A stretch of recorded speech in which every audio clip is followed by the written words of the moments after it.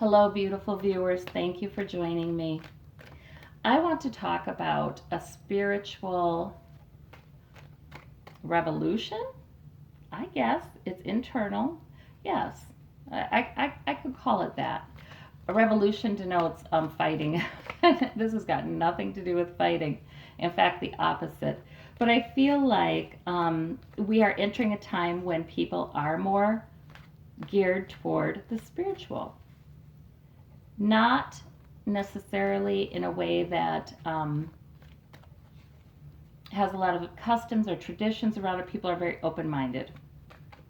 And there have been other times in human history when human beings have relied more upon the spiritual, and sometimes those were in the context of religions. But I feel like we're entering a new time. I'm seeing the Wheel of Fortune card come up in, well, not only these political readings, but I'm seeing them come up a lot in the horoscope readings. I mean, the astrological sign readings.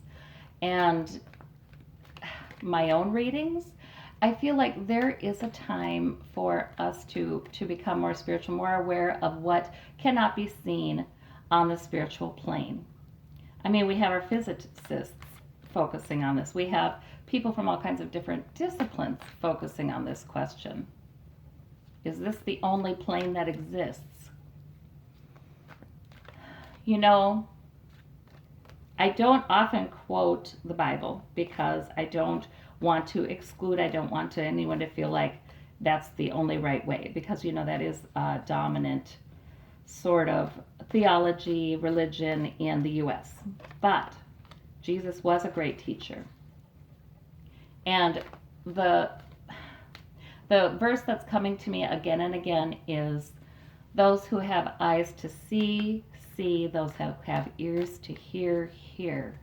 He used those phrases occasionally. And I think he was telling us about going within and communicating with the divine, as he often did. He meditated extensively. So I don't think any of us is unique or special in that any of us who explore our intuitive gifts, our connections to the universe, our connections to spirit, we are like all of our fellows. It's just that some have developed that intuition much more than others, and that connection to spirit much more than others. Because they've had to. Perhaps it's been life experiences. Perhaps it's been, it could have been the way they were raised, with in a family or a tradition with a very keen understanding of spirit. It could be their path. It could be the path that spirit has for them. So some may have a more deeply developed intuition, but I do believe that this is a potential in all of us. I also believe that we are creators, that our thoughts matter, our wishes matter. We're not magic. We don't carry around a magic wand. We can't just say, I'm going to believe that I'm going to win the lottery. I'm going to believe I'm going to win the lottery. I'm going to believe I'm going to win the lottery, and it happens. No, no, no. I'm saying that if any of us in our quiet time connect to something deep within our spirit that resonates with the world, that resonates with the universe, that resonates the spirit of goodness that connects us all, we can believe it. It's something for us to develop, this understanding between, okay, what's of spirit and what's of my own head and my own wishful thinking. And when something's of spirit, the more we believe in it, the better. We're giving that more energy. We're pulling in more energy. And because we are all creators, when we're all together believing something and it feels like a spiritual truth, and we know it's not a spiritual truth, right? If it's not loving, if it's not truthful, if it's not merciful, if it's not compassionate, then we know it's not a spiritual truth. I believe that strongly. That's my personal belief. You may have a different idea about that or a different view on it. See, we all have to come together with our own unique views, because we all have different personalities and we all have different experiences. And some may emphasize truth more than love. Some may emphasize compassion. Some may emphasize justice with truth, not vengeful, but truth. Some may emphasize the importance of kindness and tenderness. So we all have different personalities and different approaches, but I believe we're in a spiritual era and we are all helping each other to develop our own spiritual gifts. And that is a good thing. Having said that, I'm asking Spirit to show me past, present, and future regarding spirituality, regarding humanity's understanding of spirit, whatever that may be, whatever you call it. Some people have a name and call it God. Some people have a name for their God. Some people prefer to leave it up in the air and say, well, I don't know what it is, but I know what it's not, Okay. So, and some people prefer to call it energy, just energy of growth and creation and love and positivity, healing. Nobody's wrong. It's up to each individual to find their spirituality. So in the past, we have celebration. We have Seven of Pentacles. The harvest is rich, but the worker is dissatisfied. We have the Three of Wands. Looking out over the horizon, surveying what's coming in, that kind of thing. Looking out over the sea. In the present, we have the King of Cups. We have the Ten of Wands.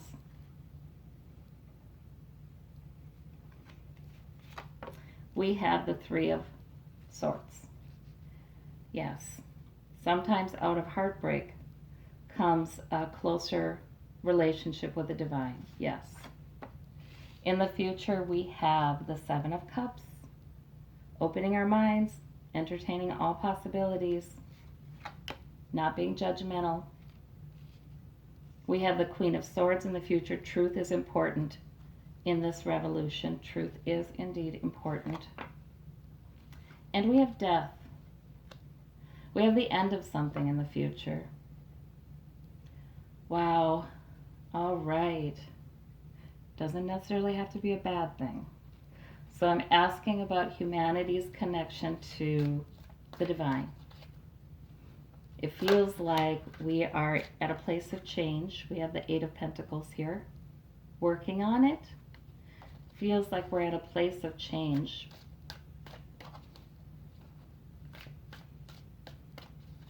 In a time when everybody's minds are very opened, meaning, we're open-minded, but also we need to take care to develop a knowledge of the difference between, what our head wants and what spirit is wanting deep inside of us. So it's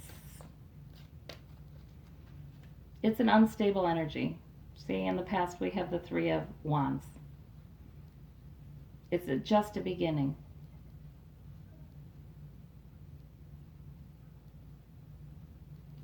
We have the Seven of Pentacles here.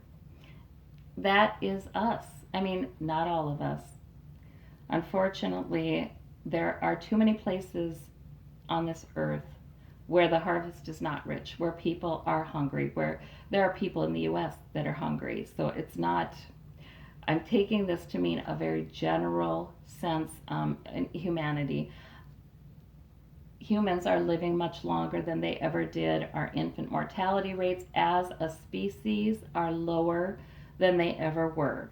So even though we do need to remember and bring up all of those who are not experiencing having enough, who are not experiencing that, I think this card in general means that the human species has come to a place where the harvest is rich. They have enough, but they're not satisfied. They're not satisfied because that just feeds the body. And there's death. There's death again. Oh my gosh. So this is, okay, that helps me a lot to understand this death card. So this death is the death of the worship of, well, and it's not worship, that's too strong a word, overvaluing of productivity, of making sure we have our physical needs met. There are some who still need their physical need. They need their basic needs for safety. Their basic needs for food, shelter, and clothing need to be met. And those folks, yes, of course they're focused on that, you know. And those of us who are not in that place need to help. But as a species, we are less and less focused on those things and more focused on what is missing. The harvest is rich, but something is missing. Something's not satisfying. And I think that's our spirituality. I think that's our spiritual well being, our emotional well being. The two are so connected. Oh, wow. And look at, we have the high priestess in the past and celebration. We have more people feeling the energy of spirit, feeling that love, feeling that energy. Wow. And it's mysterious. It's still very mysterious. And I think there will always be mystery. Beyond the veil are hidden wonders and connections to spirituality. I'm looking at this, and the veil, you know, it reminds me of the veil in the temple, you know, behind which the high spiritual leaders, the high priests, were allowed, the highest teachers, the highest rabbis.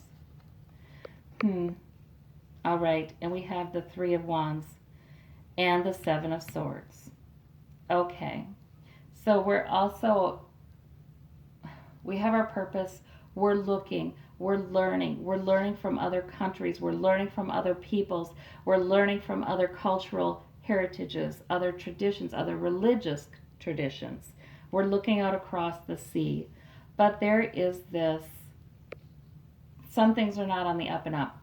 We still in the past have this problem with secrecy. We have this problem with people trying to get away with something. We have this problem with people trying to learn about other peoples and traditions and heritages for the wrong reasons, to exploit.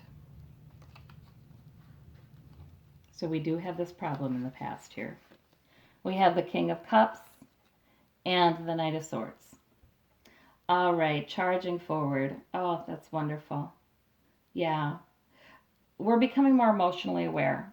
The King of Cups has depth of emotion. And being the king, he usually has control of that emotion. But he's also very emotionally aware. He's more intuitive and perceptive about what's going on with other people emotionally. So there's growing intuition right there. There's growing awareness of our emotions, not discounting them as you know, a luxury we can't afford, like so many of our ancestors had to, right? They had to sort of say, it doesn't really matter how I feel about it. You know, I need to live.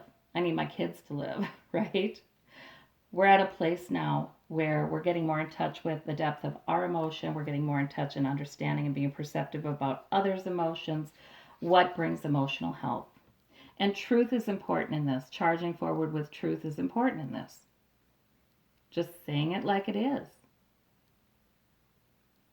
The truth is, our emotion motivates a lot of what we do. And same for other people. But it's been something that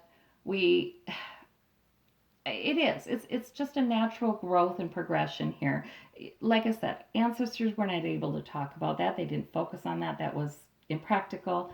But now we can look to our emotions to answer some real questions for ourselves.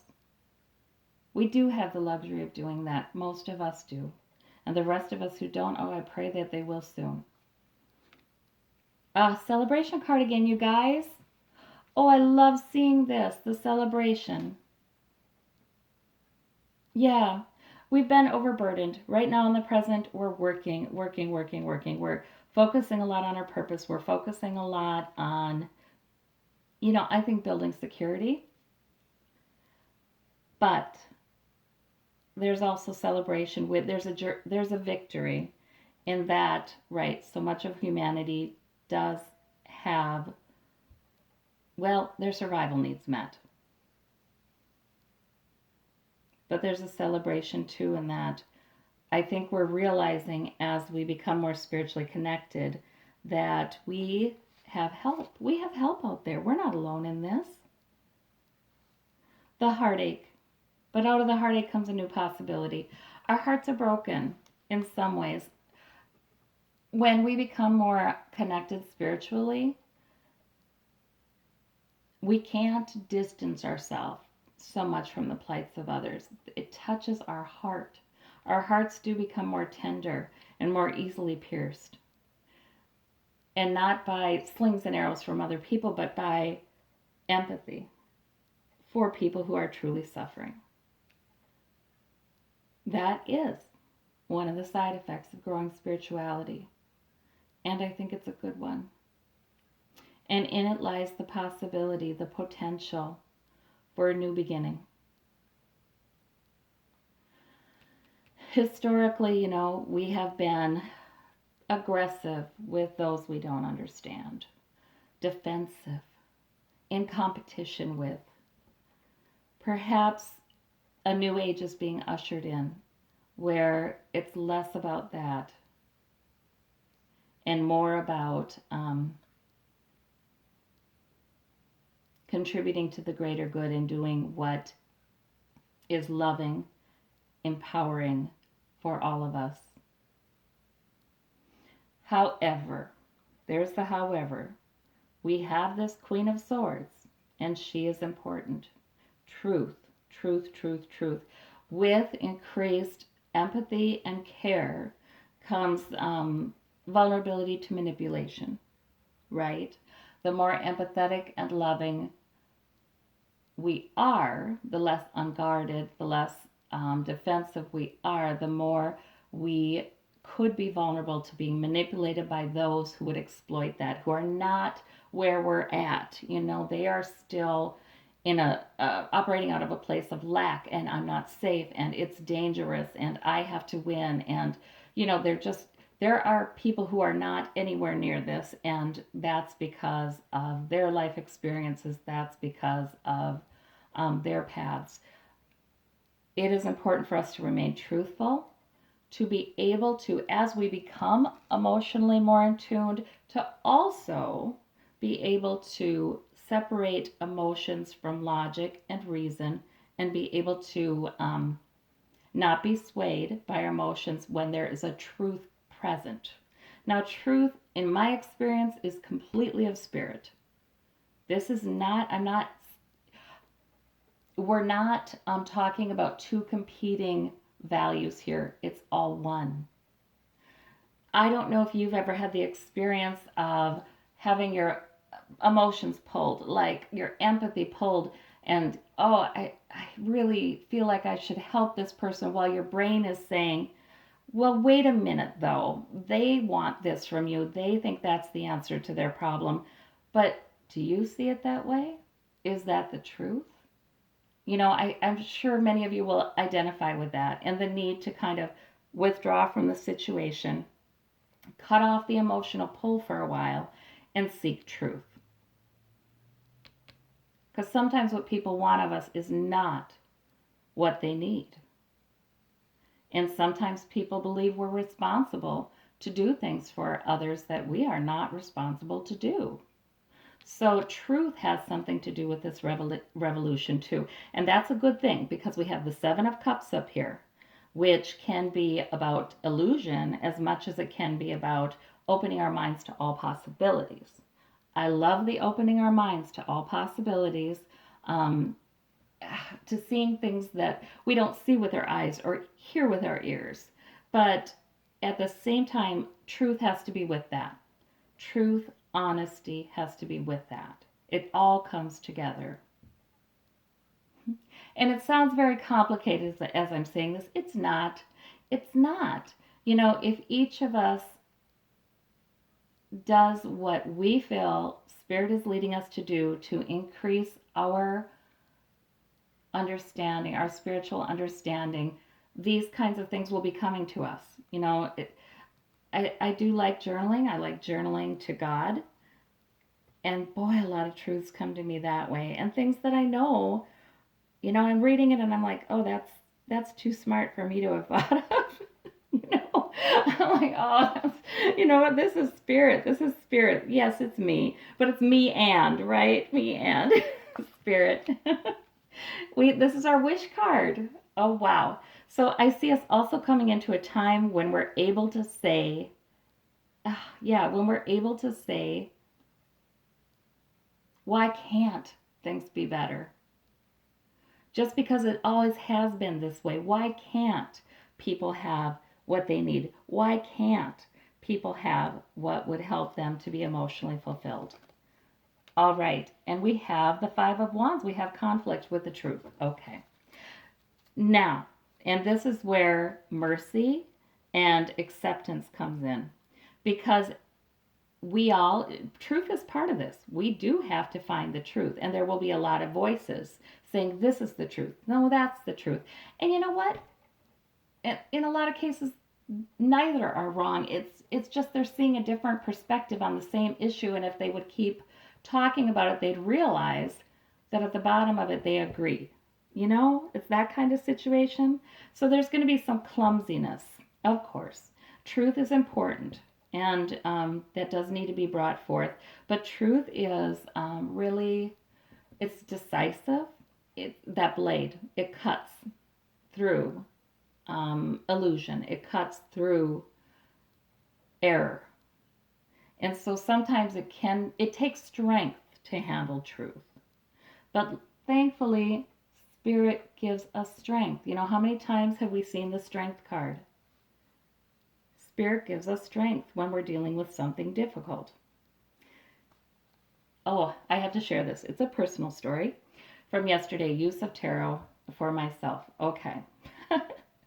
I pulled some cards for myself, past, present, future.